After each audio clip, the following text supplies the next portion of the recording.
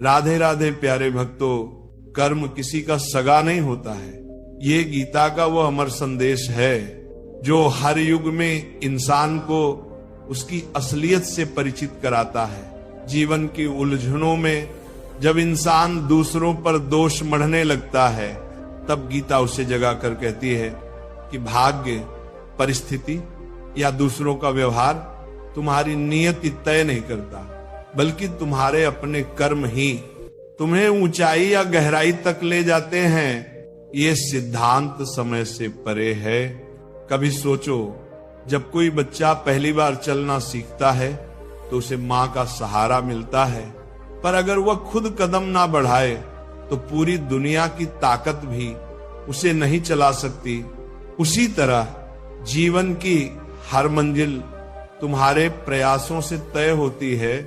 कृष्ण ने अर्जुन से युद्ध भूमि में यही कहा था, कर्म पर अधिकार है, फल पर नहीं। इसका अर्थ यही है कि परिणाम पर रोना व्यर्थ है, क्योंकि वह तो सिर्फ तुम्हारी मेहनत का प्रतिबिंब है। यदि कर्म नहीं है तो कोई भी नाता टिकता नहीं, कोई भी रिश्ता स्थायी नहीं, कोई भी सहारा मजबूत नहीं। हर इंसान जब रिश्तों में आसरा ढूंढता है, तब गीता याद दिलाती है कि साथ निभाने वाला केवल तुम्हारा कर्म है। जब तुम अच्छे कार्य करते हो तो समाज तुम्हें सम्मान देता है। जब तुम गलत करते हो तो वही लोग मुंह मोड़ लेते हैं जिन्हें तुम अपना समझते हो। ये कटु सत्य है कि कर्म किसी का सगा नहीं होता। वह ना माता पिता का पक्षधर है, ना भाई बहन का, ना मित्र का। कर्म केवल न्याय प्रिय है। जैसा बोगे वैसा काटोगे। इस संसार में यदि कोई चीज तुम्हें अंधकार से प्रकाश तक ले जाती है तो वह केवल तुम्हारा कर्म है। यहां तक कि ईश्वर भी तुम्हें उतना ही वरदान देता है जितना तुम्हारे कर्मों का खजाना अनुमति देता है। यदि कोई कहे कि भगवान सबके साथ समान व्यवहार करे तो ये अधूरा सत्य है। प्रभु दयालु अवश्य हैं, परंतु वे न्याय के तराजू पर खरे हैं। वे उसी का हाथ पकड़ते हैं जिसने परिश्रम, ईमानदारी और सत्य का मार्ग अपनाया है। तुम देखो, एक ही परिवार में जन्मे दो भाई क्यों अलग अलग जीवन जीते हैं? क्यों एक सफलता के शिखर पर पहुंच जाता है और दूसरा संघर्षों में घिरा रहता है? कारण केवल यही है, उनके कर्म अलग अलग हैं। कर्म इंसान को राजा बना सकता है और वही कर्म इंसान को भिखारी बना सकता है।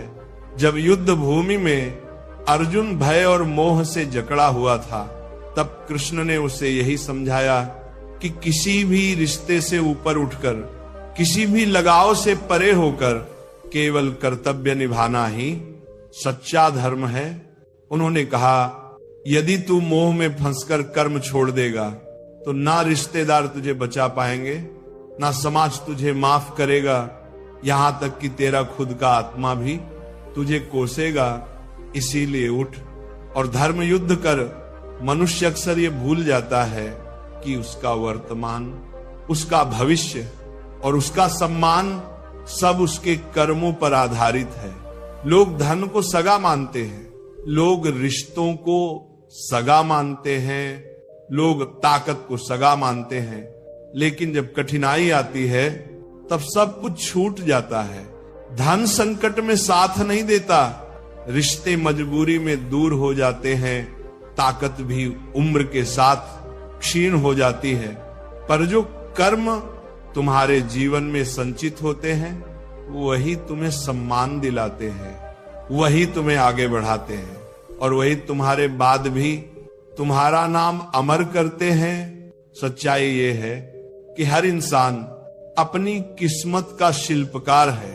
यदि तुम आलस्य चुनते हो तो तुम्हें अपमान मिलेगा, यदि तुम ईमानदारी चुनते हो तो तुम्हें आदर मिलेगा, यदि तुम छल कपट चुनते हो तो तुम्हें भय और चिंता घेरेगी, और यदि तुम निस्वार्थ सेवा चुनते हो तो तुम्हें शांति और संतोष मिलेगा।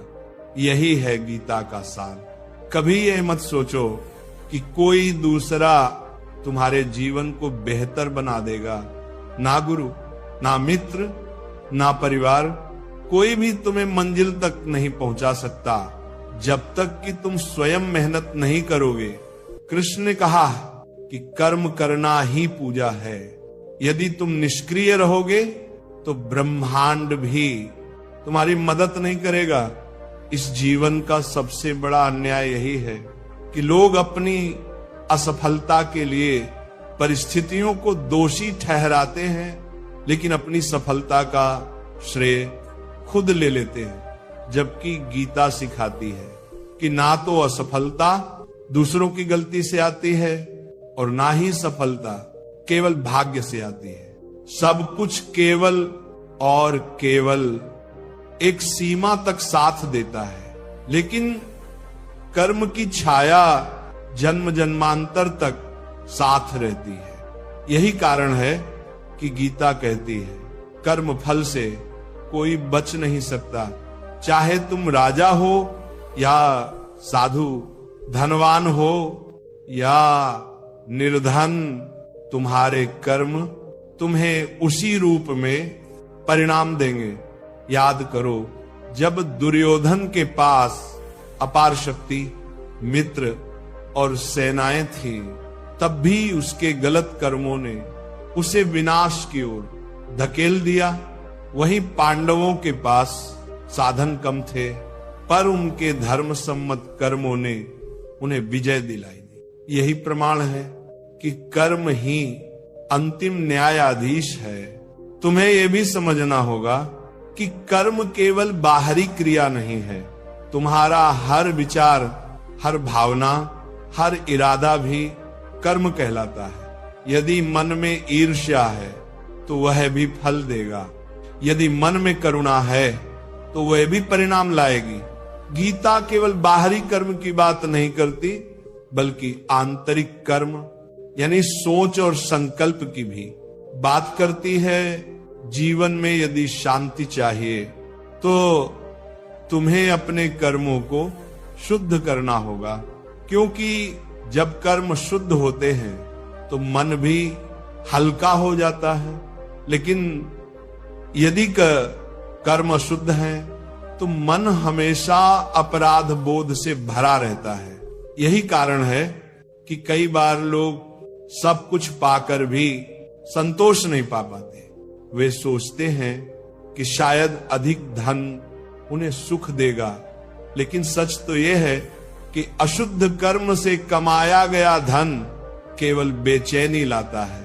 सफलता पाने का सबसे पवित्र मार्ग यही है कि अपने कर्म को पूजा मानो। जब तुम हर काम को ईश्वर अर्पण समझकर करते हो, तब तुम्हें परिणाम चाहे जो भी मिले, भीतर संतोष बना रहता है। यही स्थिति सबसे सुंदर है, क्योंकि तब ना सफलता तुम्हें अहंकारी बनाती है और ना असफलता तुम्हें दौड़ पाती है। ना हम जो लोग यह सोचकर बैठ जाते हैं कि भाग्य ही सब तय करेगा, वे स्वयं को धोखा देते हैं। कृष्ण ने अर्जुन से कहा था, निष्क्रियता मृत्यु है, कर्म ही जीवन है। अगर तुम्हारे हाथ रुक जाएं, तो से ऊपर कर्म है, मोह से ऊपर कर्तव्य है। मानव जीवन का सौंदर्य भी इसी में है कि हर पल हमें कर्म का अवसर मिलता है। सुबह उठते ही हम तय कर सकते हैं कि आज किस दिशा में कदम बढ़ाना है। यदि हम आलस्य चुनते हैं तो दिन व्यर्थ जाता है। यदि हम प्रयास चुनते हैं तो दिन सार्थक बनता है। यही छोटे छोटे निर्णय मिलकर जीवन की दिशा तय करते हैं। कर्म का न्याय इतना गहरा है कि वह कभी किसी का पक्षपात नहीं करता। सोचो, सूर्य सब पर समान रूप से चमकता है, परंतु यदि कोई खिड़की बंद कर ले तो सूर्य की किरणें भीतर नहीं आ सकती। दोष सूर्य का नहीं बल्कि बंद खिड़की का है। उसी तरह ईश्वर की कृपा सबके लिए समान है, लेकिन यदि तुम्हारे कर्म हीन हैं तो वह कृपा तुम्हें पूर्ण रूप से प्राप्त नहीं होगी। यह संसार एक विद्यालय है और हर परिस्थिति एक परीक्षा। यदि तुम कठिनाइयों को देखकर भागोगे तो परीक्षा अधूरी रह जाएगी, लेकिन यदि तुम डटकर कर्म करते रहोगे तो ये परीक्षा तुम्हें ऊंचाई पर पहुंचा देगी। यही जीवन का सत्य है। यही कारण है कि गीता हमें हार मानने से रोकती है। आज के युग में लोग शॉर्टकट ढूंढते हैं। वे चाहते हैं कि बिना मेहनत किए उन्हें सब कुछ मिल जाए, लेकिन गीता स्पष्ट कहती है कि शॉर्टकट केवल भ्रम है, कर्म का कोई विकल्प नहीं हो। जैसे कोई किसान खेत में बीज डाले बिना फसल नहीं काट सकता, वैसे ही बिना कर्म किए कोई फल नहीं पा सकता। कभी ये भी याद रखो कि हर कर्म केवल बाहरी परिणाम नहीं लाता, बल्कि भीतर भी परिवर्तन करता है। यदि तुम किसी की मदद करते हो तो तुम्हारे भीतर करुणा का बीज बढ़ता है। यदि तुम छल करते हो तो तुम्हारे भीतर भय का बीज पनपता है। यही बीज भविष्य में वृक्ष बनते हैं और तुम्हारे जीवन को आकार देते हैं। यही कारण है कि गीता कहती है सज्जन कर्म आत्मा को हल्का करते हैं और दुर्जन कर्म आत्मा को बोझिल। यह तुम्हारे पास आती है जब तुम किसी को चोट पहुंचाते हो, तो वही पीड़ा किसी ना किसी रूप में तुम्हारे जीवन में प्रवेश करती है।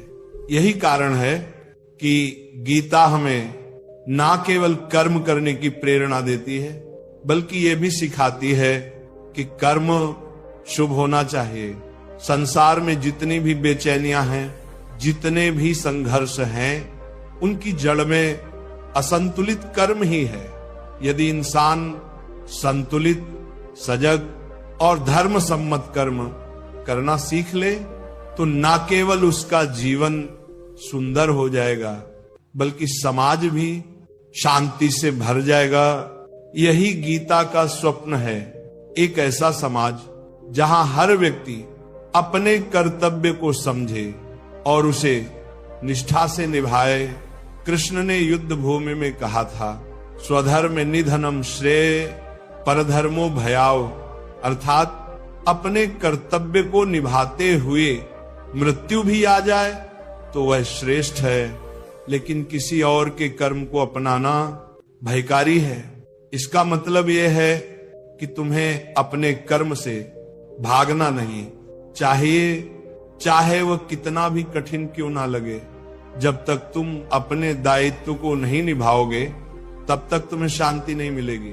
अब सोचो, जब एक बीज धरती में दबाया जाता है तो वह अंधेरे और मिट्टी के बोझ को सहता है, लेकिन उसी सहनशीलता और धैर्य से वह अंकुर बनता है, पौधा बनता है और अंत में विशाल वृक्ष में बदल जाता है। यदि वह बीज दबने से डर जाता तो वह कभी वृक्ष ना बन पाता। उसी तरह जब जीवन में कठिनाई आती है तो समझ लो कि यह तुम्हें बड़ा बनाने की प्रक्रिया है। तुम्हारा धैर्य और कर्म ही तुम्हें उस ऊंचाई तक पहुंचाएगा जहां तुम जाना चाहते हो। जो लोग ये सोचते हैं कि केवल पूजा पाठ से जीवन बदल जाएगा, वे अधूरी समझ रखते हैं। पूजा केवल तब सार्थक है जब वह कर्म में परिणत हो। यदि तुम भगवान का नाम लेकर भी कर्महीन रहते हो तो वह नाम भी तुम्हें आगे नहीं बढ़ा पाएगा।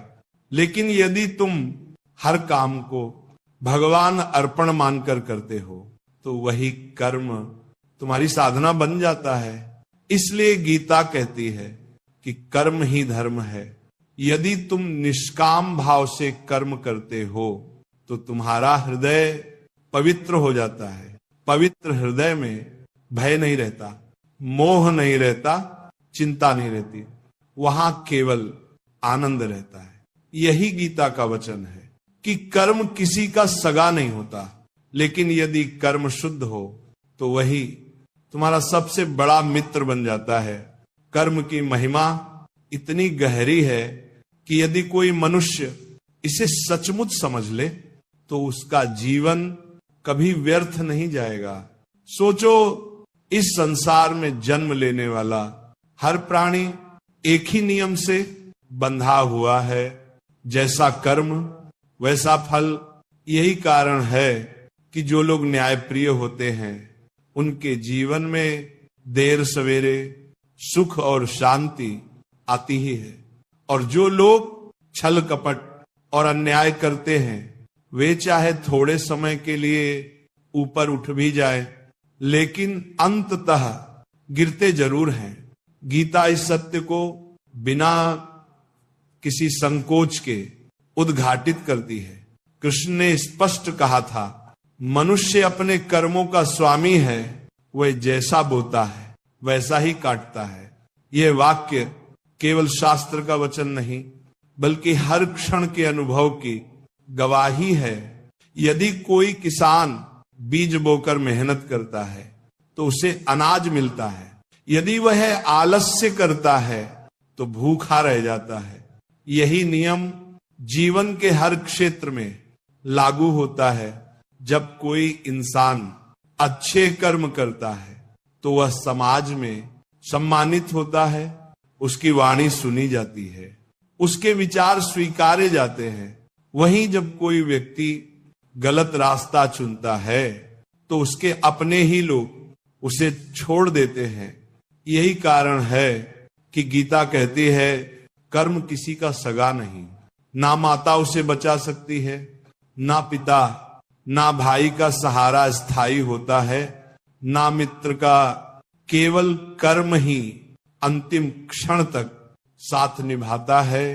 ध्यान से देखो, जब इंसान मर जाता है तो उसके पीछे क्या जाता है?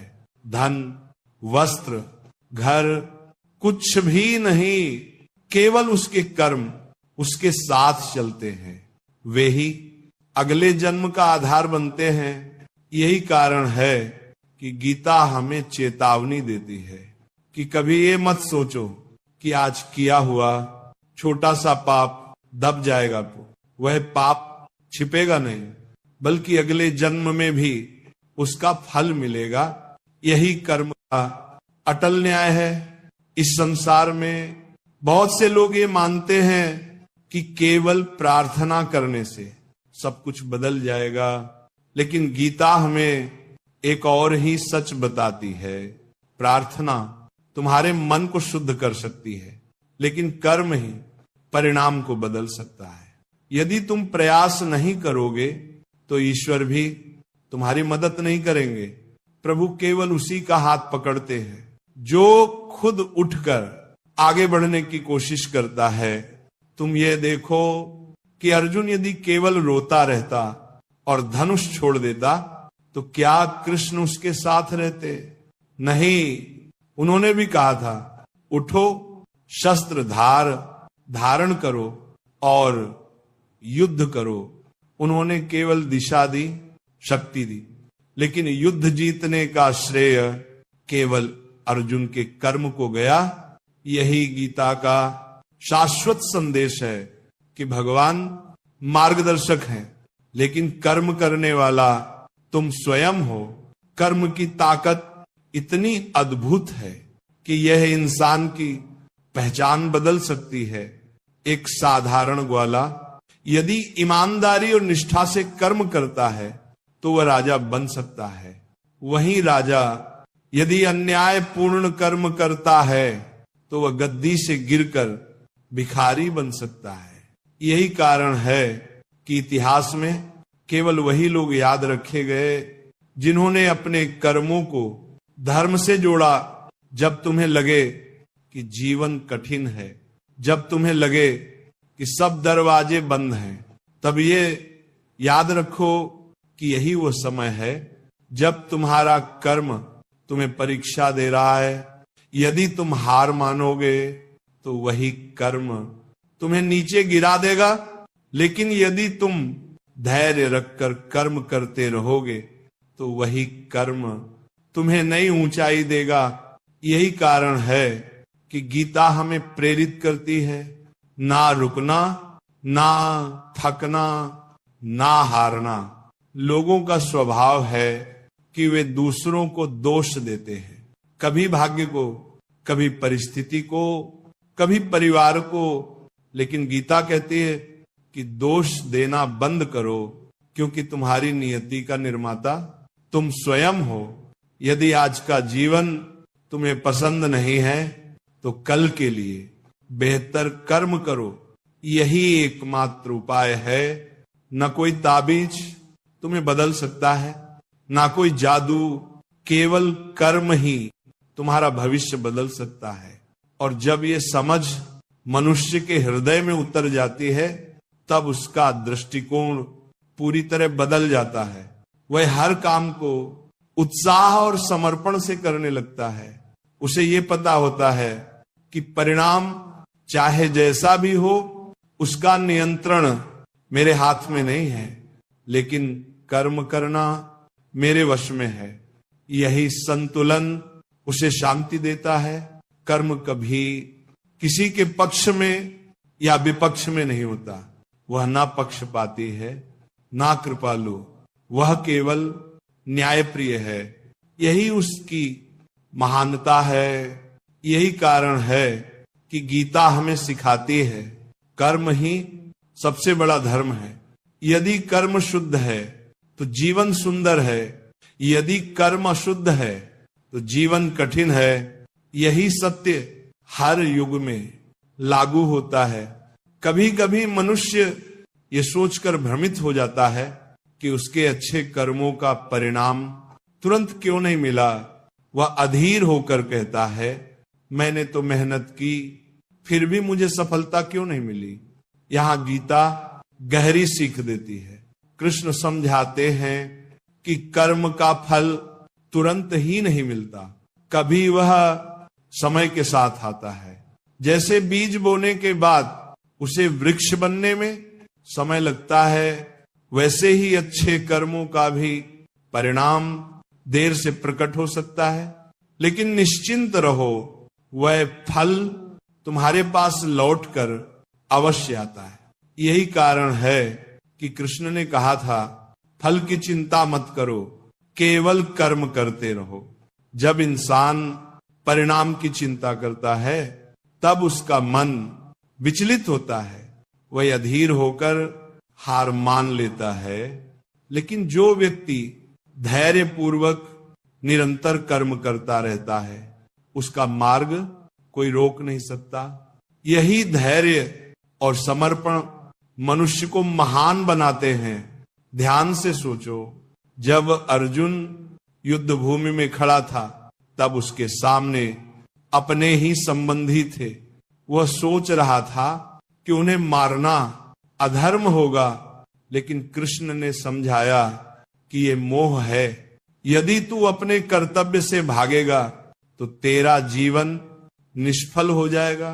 धर्म वही है जो न्याय के पक्ष में खड़ा हो, और न्याय हमेशा सही कर्म की मांग करता है। इसलिए गीता कहती है कि रिश्तों से ऊपर कर्म है, मोह से ऊपर कर्तव्य है। मानव जीवन का सौंदर्य भी इसी में है कि हर पल हमें कर्म का अवसर मिलता है। सुबह उठते ही हम तय कर सकते हैं कि आज किस दिशा में कदम बढ़ाना है। यदि हम आलस्य चुनते हैं तो दिन व्यर्थ जाता है, यदि हम प्रयास चुनते हैं तो दिन सार्थक बनता है। यही छोटे छोटे निर्णय मिलकर जीवन की दिशा तय करते हैं। कर्म का न्याय इतना गहरा है कि वह कभी किसी का पक्षपात नहीं करता। सोचो, सूर्य सब पर समान रूप से चमकता है, परंतु यदि कोई खिड़की बंद कर ले तो सूर्य की किरणें भीतर नहीं आ सकती। दोष सूर्य का नहीं बल्कि बंद खिड़की का है। उसी तरह ईश्वर की कृपा सबके लिए समान है, लेकिन यदि तुम्हारे कर्म हीन हैं तो वह कृपा तुम्हें पूर्ण रूप से प्राप्त नहीं होगी। यह संसार एक विद्यालय है और हर परिस्थिति एक परीक्षा। यदि तुम कठिनाइयों को देखकर भागोगे तो परीक्षा अधूरी रह जाएगी, लेकिन यदि तुम डटकर कर्म करते रहोगे तो यह परीक्षा तुम्हें ऊंचाई पर पहुंचा देगी। यही जीवन का सत्य है। यही कारण है कि गीता हमें हार मानने से रोकती है। आज के युग में लोग शॉर्टकट ढूंढते हैं। वे चाहते हैं कि बिना मेहनत किए उन्हें सब कुछ मिल जाए, लेकिन गीता स्पष्ट कहती है कि शॉर्टकट केवल भ्रम है, कर्म का कोई विकल्प नहीं गो। जैसे कोई किसान खेत में बीज डाले बिना फसल नहीं काट सकता, वैसे ही बिना कर्म किए कोई फल नहीं पा सकता। कभी ये भी याद रखो कि हर कर्म केवल बाहरी परिणाम नहीं लाता, बल्कि भीतर भी परिवर्तन करता है। यदि तुम किसी की मदद करते हो तो तुम्हारे भीतर करुणा का बीज बढ़ता है। यदि तुम छल करते हो तो तुम्हारे भीतर भय का बीज पनपता है। यही बीज भविष्य में वृक्ष बनते हैं और तुम्हारे जीवन को आकार देते हैं। यही कारण है कि गीता कहती है सज्जन कर्म आत्मा को हल्का करते हैं और दुर्जन कर्म आत्मा को बोझिल। यदि तुम चाहते हो कि भीतर शांति बनी रहे तो अपने कर्मों को पवित्र रखो। शांति बाहर से नहीं आती, वह भीतर से उपजती है और भीतर की शांति का स्रोत केवल और केवल कर्म है। इसलिए मनुष्य को यह कभी नहीं भूलना चाहिए कि कर्म उसका सबसे बड़ा साथी है। ना जन्म में कोई रिश्ता स्थायी है, ना मृत्यु के बाद, लेकिन कर्म की छाया जन्म जन्मांतर तक रहती है। यही छाया हमें आगे भी संवारती है और यही छाया हमें पीछे भी खींचती है। दुर्लोक इसीलिए गीता का यह उपदेश अमर है।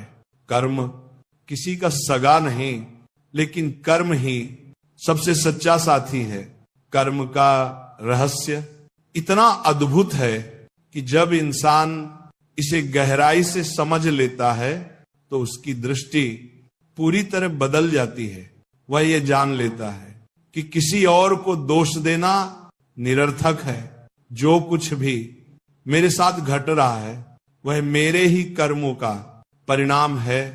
इस बोध से उसका मन शिकायत करना छोड़ देता है और वह जीवन को स्वीकार करना सीखता है। शिकायतें मिटते ही भीतर एक अद्भुत शांति उतरती है, क्योंकि अब वो जानता है कि परिवर्तन का बीज बाहर नहीं भीतर बोना होगा। देखो, जब कोई गरीब इंसान मेहनत करके ईमानदारी से अपना जीवन बिताता है तो समाज भले ही तुरंत उसे सम्मान न दे, लेकिन उसका आत्मा हमेशा संतुष्ट रहता है।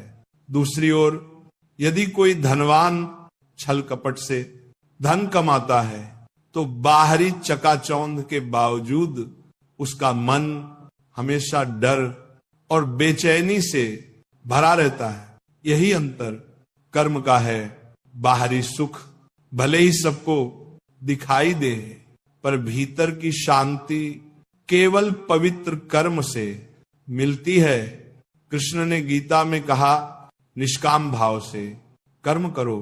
इसका अर्थ यह है कि जब तुम केवल परिणाम के लोभ में कर्म करते हो तो तुम्हारा मन अशांत रहता है, लेकिन जब तुम पूरे समर्पण और श्रद्धा से कर्म करते हो बिना इस चिंता के कि उसका फल क्या मिलेगा, तब तुम्हें आनंद मिलता है।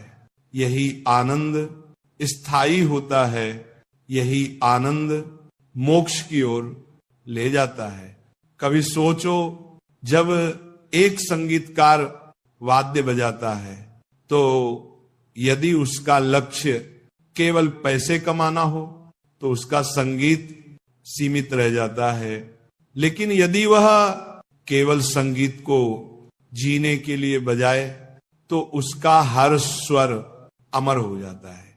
उसी तरह जब मनुष्य कर्म को पूजा मानकर करता है तो वह जीवन में अमरता पा लेता है।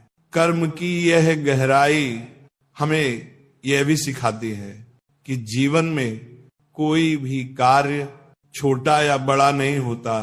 यदि तुम ईमानदारी से अपना कर्तव्य निभा रहे हो तो वह चाहे कितना भी साधारण क्यों ना लगे, उसका फल उतना ही महान होता है। एक किसान का खेत जोतना भी उतना ही पवित्र है जितना एक साधु का ध्यान करना।